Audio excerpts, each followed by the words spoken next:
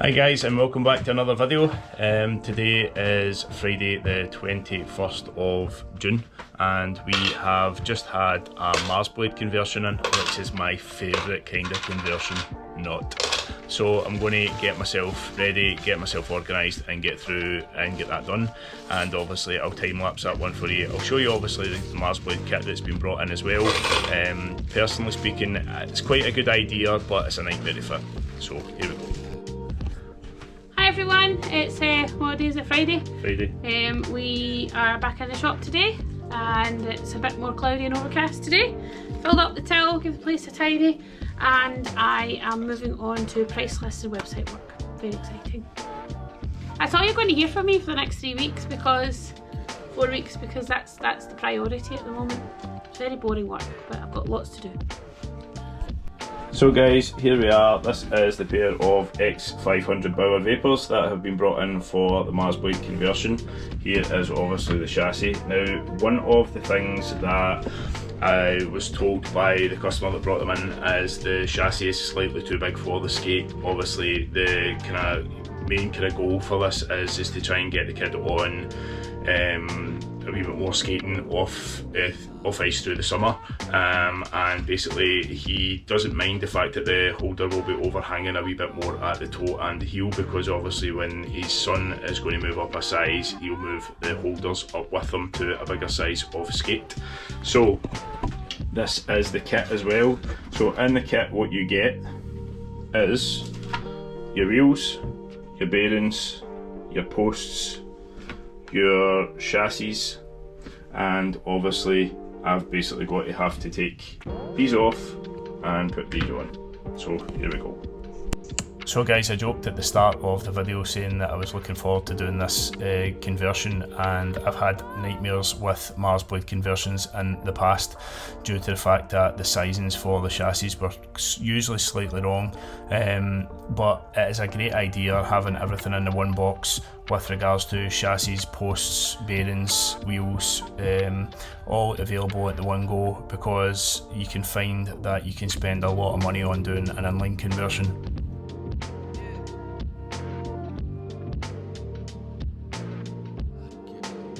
So guys, as you can see here, we have the chassis and the boot, and you can see that it's a little bit overhanging at the front and a little bit overhanging at the back.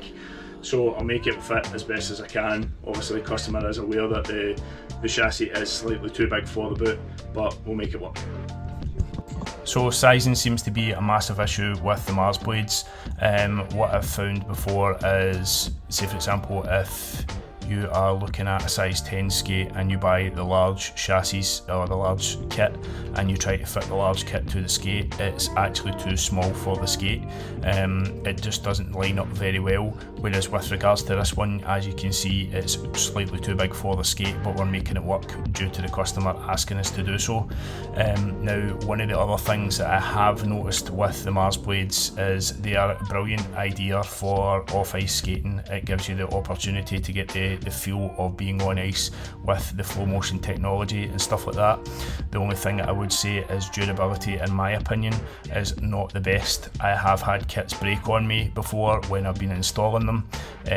That's obviously because of trying to fit them to the size of skate that was, say for example, slightly too small for the chassis, or in the opposite way of being too big for the boot. But with this one, it seemed to go together not too bad.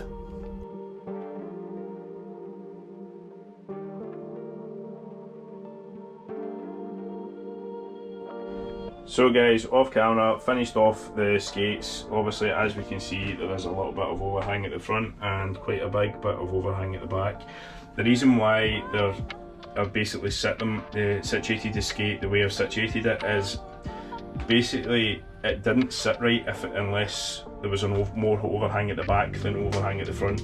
So it's now sorted in place, and now I am just about to put the wheels together. So I'll do a quick time lapse on that one and then I'll fit the wheels.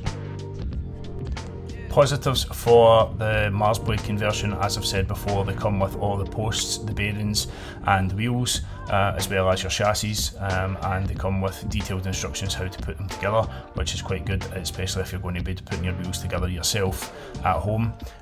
One of the things I did say earlier on the voiceover was that basically inline conversions can be very expensive, and you could be finding that you could be spending upwards of £200 just to be able to get your old ice skates converted to inlines. Sometimes it's cheaper just to buy inlines instead.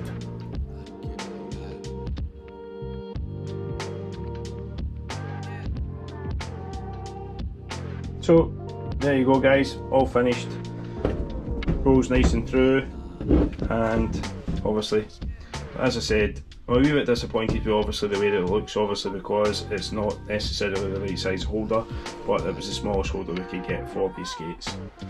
Obviously we didn't provide them, they were obviously bought by the customer, we just obviously fitted them for them.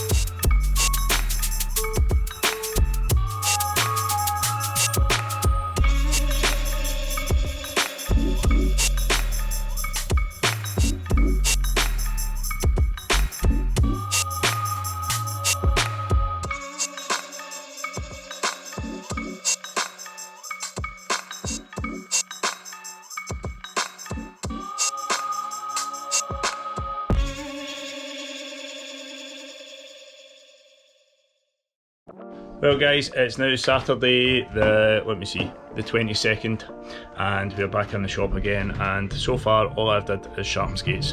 So it is now 2 PM, so I have been sharpening for about an hour and a half because we obviously open at 12:30 on a Saturday now due to the kids playing hockey, or they didn't play this weekend, but they would stop moving the time to 9 o'clock in the morning, and maybe we will get back to Sammy playing hockey, but that requires a 6 o'clock start, and I draw the line at 6 o'clock start. So what's the plans for you today? So Scott has obviously been poking about and starting to organise a new website, so I am going to put my head down and get these products on. It's been very busy today. We're going to grab something to eat, a quick drink before the next flood comes in, and in between all the customers I'll be doing the website uploads for the new products. Cool. So as you would have been able to see, I've done a load of sharpenings. There's a massive time lapse obviously that you've just probably watched, and now what I'm just about to do is put some ear defenders back on a helmet and fit a new visor. Originally the customer wanted me to take the ear defenders out of this helmet and put them back in there because they actually came out of that helmet, but luckily, to save any messing about, I have some spares that I took out on one of my own helmets, and I'll get that in there and get the helmet and visor back together.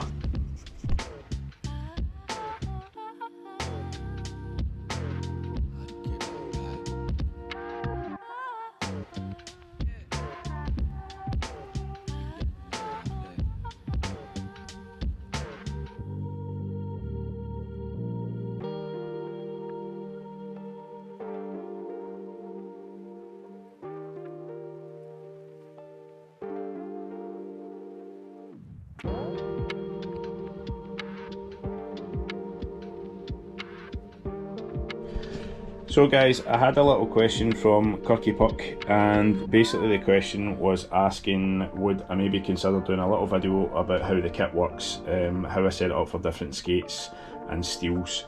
So basically this here is the finishing head. Obviously the machine is off, nice and safe. This is a finishing head and this is the extractor. So when you've got an extractor, when you're sharpening, any of the debris that comes off the disc goes in here, and whatever doesn't go in here goes in the catch tray. So that's the first part of the machine. The second part of the machine obviously is the cross grind.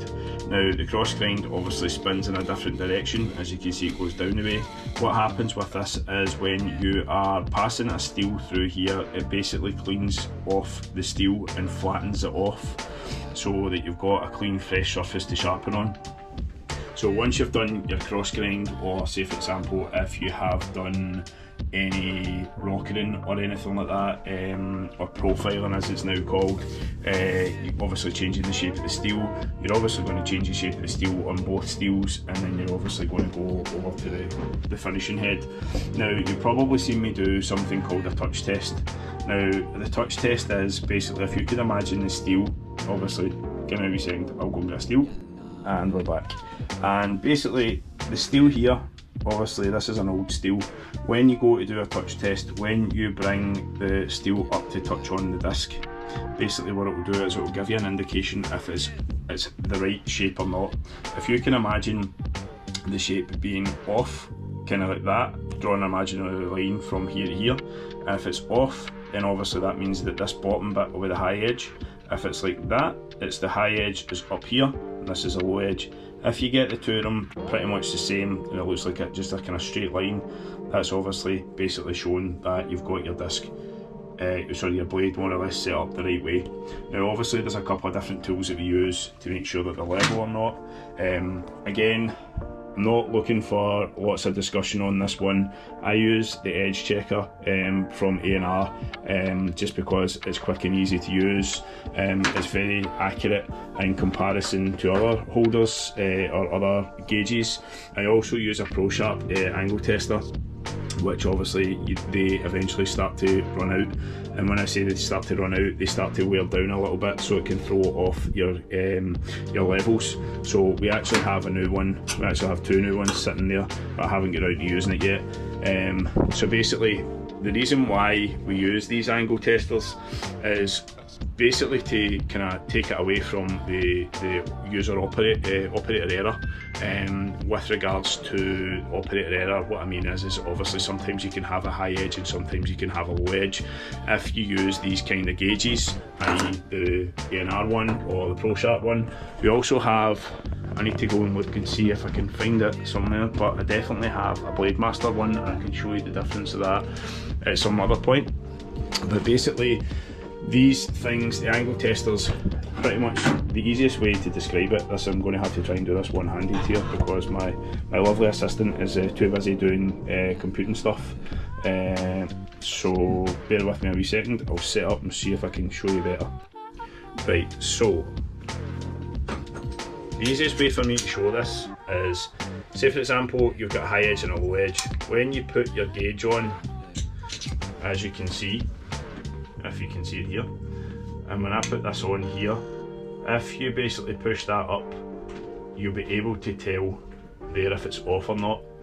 Right there, it looks pretty level to me, obviously, and we'll have a wee check at the back of it as well. As you can see, it's slightly low, so this here, it's like a micro adjustment you would need to do. This is a low edge and this is a high edge, so the outside edge here is the high edge and this is the low edge. It's ever so slightly. So what you would do in that kind of situation is you would use these adjustment arms. So if you look and you'll see, I don't know if you'll be able to see this very well on camera, this moves up. So if this is like I said before, if you have this as a high edge and this as a low edge, you want to move this up the way to catch this edge more and this edge less, just to be able to level it off. So if that's the case, you would run it through the cross grind, level them off, then check them again to make sure that they're perfectly level, and then when you go to do your final pass or your finishing passes, you'll find that both are going to be at the same. So like I say, it's micro adjustments every time you're on the machine. If you see me moving this part at all, I don't know if you, again, you can maybe just see it a wee bit more. It moved obviously down. So you've got to do this on either side. Most of the kind of more modern holders will have an adjustment feature, which is a tilt function, where it, again, if it's off in the middle of the blade, instead of obviously at the toe and the heel, you'll be able to use the tilt function to obviously be able to make it level. So next part I'll talk about is the adjustment arm. So this is the adjustment arm and this is the diamond quill. This part here holds the diamond. Now the diamond is a very, very small thing that's pretty much in here, and as you can see, I've already got all of my depths written out on a piece of paper. So example being, the sharpest grind that you're going to be able to get that we would offer would be 1/8 of an inch. Now the 1/8 of an inch is stupidly sharp, way too sharp for a lot of players. It's people that struggle with grip, you would put them in something like that. There's not very many people that would skate on 1/8. There has been a couple of pro goalies that came over and played for the Clan and Belfast that skated on 1/8. Garrett Zemlak was one of them. Most of your goalies and stuff like that will skate anywhere between a 3/4, 5/8, 1/2 inch. Most of the UK British goalies will be in a 3/8 because they like a little bit more grip. Now, on the basis of what's sharp and what's not sharp, usually what you would say is, if you're looking for more grip, you'd go from this area, from 3/8, 1/4, 1/8. 1/2 inch, 5/8, 3/4, 7/8, they're going to be the kind of more kind of gliding grinds. Now obviously in between these grinds there is a 1/16. So example being, if you would like something that has the grip of a 3/8 and maybe, sorry, the grip of a 1/4 but the grip of a 3/8, somewhere in between, you would then maybe consider going to a 5/16. So obviously, as you can see, it's quite technical with regards to picking your grinds. Now, like I said before, we've got this wee thing here, this wee knob that you twiddle, and then pull this part out. This is the slide that holds the adjustment arm. So when we put the adjustment arm in, as you can see, it moves up and down. Now what you would then do is you would wind this arm into the disc, and then obviously that then puts the radius of haul that you require on the disc. Now when I say that, the radius of haul, I'm meaning like a 3/8, 1/2 inch, 5/8, and then obviously what you would do is you would wind it in, I will try to do this one-handed. So you wind it in just before it touches the disc. Bear with me a wee second. Then obviously you would turn the machine on and you start to move it up and down, and then you wind it in a little bit more so that it eventually touches and changes the shape of the disc. Then when you've done that, obviously you would take this off, push this part in, pull that wee bit out a wee bit more for your extraction, and then obviously you would do your sharpening. Now, as I've said, there's micro adjustments that happen all the time with the holder. Obviously you can move it up and down, sometimes you can tilt it. There's kind of little tips and tricks that obviously that I've picked up over the years with regards to catching an edge that is off. Now obviously you can see there is a piece missing on this machine, or this holder. There used to be a tilt function on this machine, on this holder. But I removed it because basically what it was doing was it was forcing the blade forward, and you always had a high edge, and I personally felt like taking that away was the best thing to do. Now that was 1991 technology, because this machine here is a 1991 machine, and obviously it is now 2024, and there is obviously better holders out there on the market. Now, the holder hasn't really changed that much in retrospect to the portable machine you probably see me sharpening on at home. There's nothing really different apart from it doesn't have this hole in it anymore. The reason being is there's now other holders which are a tri-lie holder which has a tilt function in the middle, and instead of having adjustment arms like this and this, it will have dials, where you have a dial here, you'll have a dial here for obviously moving this up and down, and then you'll have a dial here for changing the pitch and the angle of the blade. Another holder that I have, this is a little bit of a Frankenstein holder. It looks a bit strange, but this holder here is mainly for, say for example, your figure skates or skates that don't have a space for this arm to go through on the blade, or on the holder, sorry. Basically this is used for the likes of figure skates, goalie skates, little tiny baby skates. The reason being is obviously you can get it in nice and tight to the holder, and then obviously run it through the cross grind, and then obviously run it through the sharpening head, the finishing head as well. The reason why we've got this holder is like I say, there is a couple of pairs of skates that come in, like the really low end skates, like you've seen, you probably, if you're in Scotland and you've been to Decathlon and you picked up a pair of No Fear skates, or you picked up something different that's obviously slightly different shaped from, say for example, this here. Obviously you can see here that this one has a space for this part here to go through, and if it doesn't have a space for that part here and the holder is a little bit more closed off, and you can't get that in there, you would obviously then put it into this holder here, obviously the other way around. So obviously, like I say, it's not necessarily, how would I put it, the hardest thing to sharpen a pair of skates. Anyone can sharpen a pair of skates if they've got the machinery, but it's doing it well is the kind of main thing. Now obviously I have been sharpening for over 14 years now. I started sharpening when I worked in Braehead Arena, and then obviously I bought my first machine, which was the portable Blackstone machine, which had a spinner system. Again, that's totally different from what I'm using now. When I say the spinner system, where you would use your diamond to be able to set the radius of hollow for your disc, it looked basically like a wheel bearing. So basically it looked pretty much like this, with a hole in the middle that you would put onto an attachment, and that would touch off your blade just here, and that would set your radius. Now I wasn't a big fan of that machine due to the fact that basically the discs were very small, and say for example it was a 4-inch disc and it basically cost the same as an 8-inch disc on Blademaster. You get a little bit more life off a Blademaster disc in my opinion. It just felt like the Blademaster discs are a little bit more well balanced and give a better finish in my opinion.